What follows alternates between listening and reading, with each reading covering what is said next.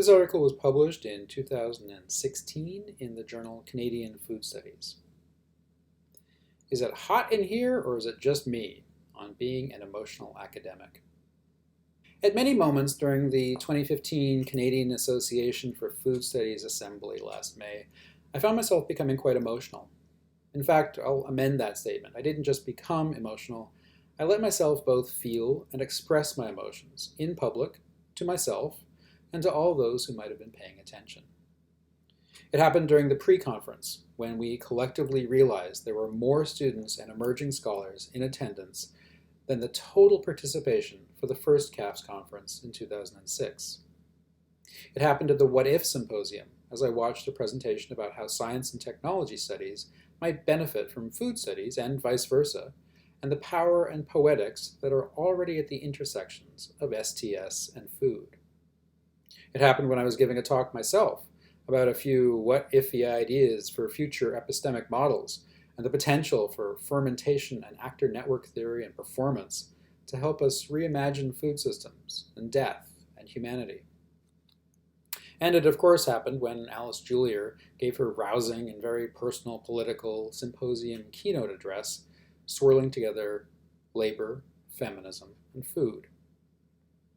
In writing this, I feel as if I'm somehow coming out as an emotional academic, as if it were a thing that I've been trying to keep hidden, not very successfully probably, over the last years. Yet I also suspect this label is one with which many of us might self-identify. Moreover, I believe that we need to own our own emotionality when it comes to food and food scholarship and to find ways to incorporate it actively into our work. Certainly, food is an emotional, personal, and intersubjective topic, and so perhaps these qualities should be woven into the theoretical foundations and methodological practices of the field. For some, I may seem late to the game in embracing subjectivity. For others, it may contradict what they consider to be the nature of academic work. Historically, certainly, scholars have been looked to as the cool rationalists of the world, unswayed by feeling and faith and fancy, but guided by principles of reason and, above all, objectivism. The so-called scientific method has clearly been a paradigm for many disciplines that undergird food systems and allow us to create distance and differentiation from our study object rather than getting too mired in its messy and tasty and very intimate realities. But is this helping us as knowledge seekers? Is it hurting us? Or both? And more specifically, when and how is the messiness of academic emotionalism important? Many years ago, while immersed in a master program centered on food culture and communications, I found myself in conversation with a respected and imaginative professor of geography. It was probably after a nice meal of some sort, and we were musing on the nature of food studies relative to certain longer established fields. At one point, I said something to the effect of, well, all academic work is personal, after all. It was an opinion I'd long held before starting the master, formed after 35 years of observing the academics around me and my family and friends. The geographer looked a little horrified at my statement and quickly shot back, "I should certainly hope not." It surprised me, since she had seemed to be one of the more non-conventional researcher, thinker, doers I had met. Later, however, I realized she must have thought that I meant something quite different than what I had intended. I'd wanted to express that if one devotes a great deal of time and attention to a given subject, as most academics do, then it must be personally compelling, regardless of the rigor or looseness of one's approach. I think she thought that I meant it was all about her. 10 years have passed since that exchange, and a new sense of what I mean when I call for academia to be personal is starting to emerge. It means finding ways to acknowledge the researcher's whole corpus within their work, to take advantage of the benefits of emotion plus reason, and to accommodate the many shifts that are taking place in our industry. Particularly in the field of food, students appear to be initiating upper-level and bachelor degrees for increasingly diverse reasons. Graduate work may now be done in order to transform the individual as a citizen, and not just into a writer of scholarly articles and a giver of lectures. It may be a way to construct oneself as an agent of change in the world, or simply to find and follow different paths than those generally made evident. The more conventional academic attitude of "I consider this a critically important subject" is doubtless still relevant, but so might be others, such as "I need to understand where and how I belong in this world." Regardless of whether the latter is part of a broader trend towards self-reflection and egocentrism, it is an attitude that's undeniably present and immovable among the bachelor and master students I've taught. What's more, having gone through these self-examinations and transformations, many graduates become motivated to induce similar change within the worlds around them, sometimes just so that they have a space in which they can continue to belong. More power to them. In addition to the drivers that put master and doctoral students in seats, increasing criticality and reflexivity in certain academic fields and area studies have also helped draw attention to the influence of the self in research outcomes. Many of these scholarly areas are about reimagining the notion of reality and challenging the historic intentions of those who have framed our teaching and learning models. Whether one calls it wishful thinking, prescience, or just more what-if thinking, I perceive this movement as a personal turn, one that's manifesting itself with increasing frequency. If indeed it exists, our social and professional institutions are going to have to find ways to accommodate and respond to it.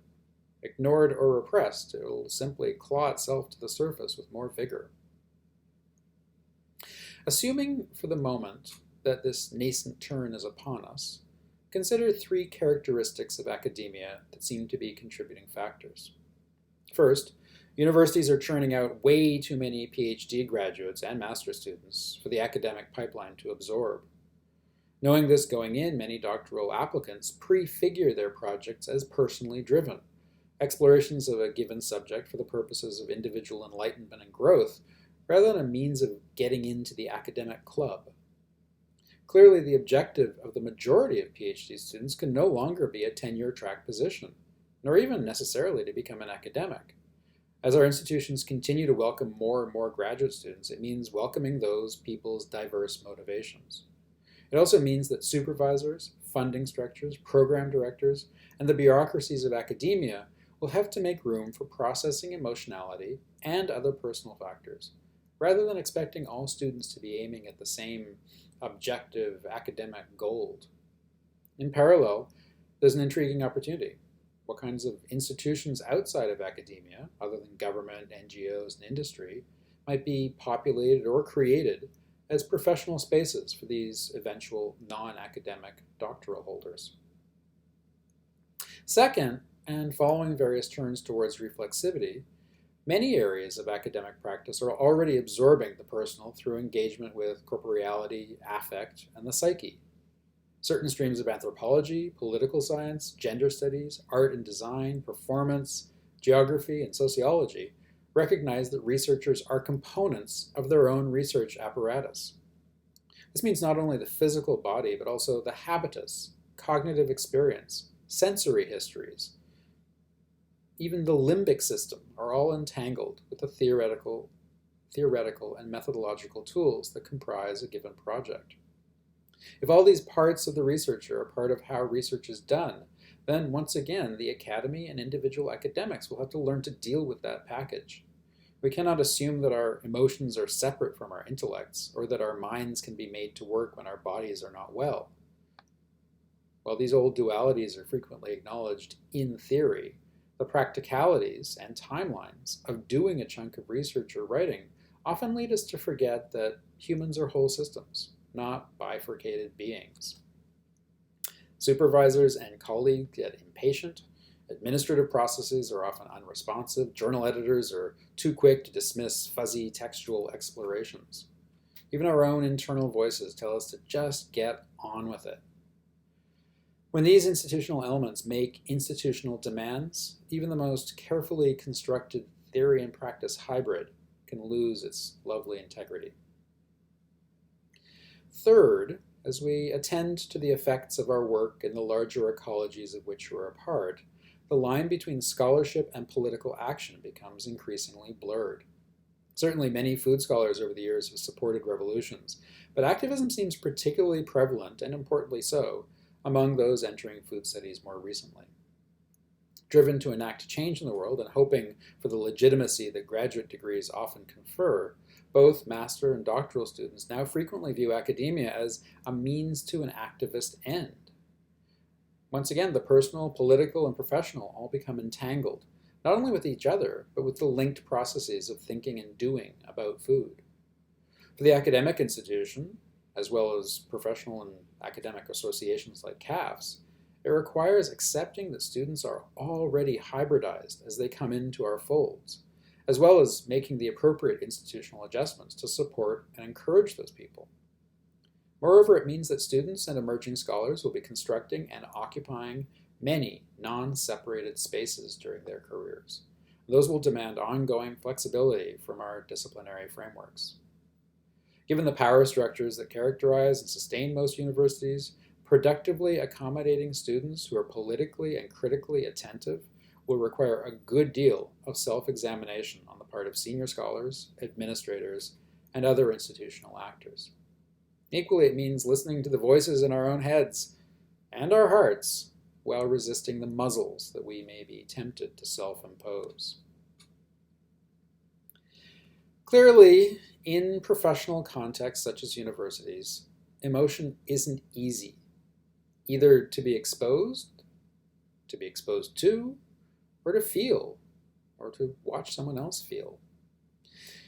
It's always already a part of us, however, never separate from our whole corpus, and deeply integrated with the common fascination we share for the subject of food. Being emotional doesn't weaken us as academics, or take away from the ways in which we're intellectual about food. The two are not inversely related. Emotion and intellect complement one another. Emotions make us more sensitive to why our research is important to us and to humanity, and more mindful about how our colleagues operate and feel, and more capable of coming into resonance with the extraordinary complexity of food issues. I tend to suspect that I'm not the only one feeling a little warm lately. If we're to grow and develop the way our field examines and deals with the all-important subject of food, then let us activate this personal turn in a broader way.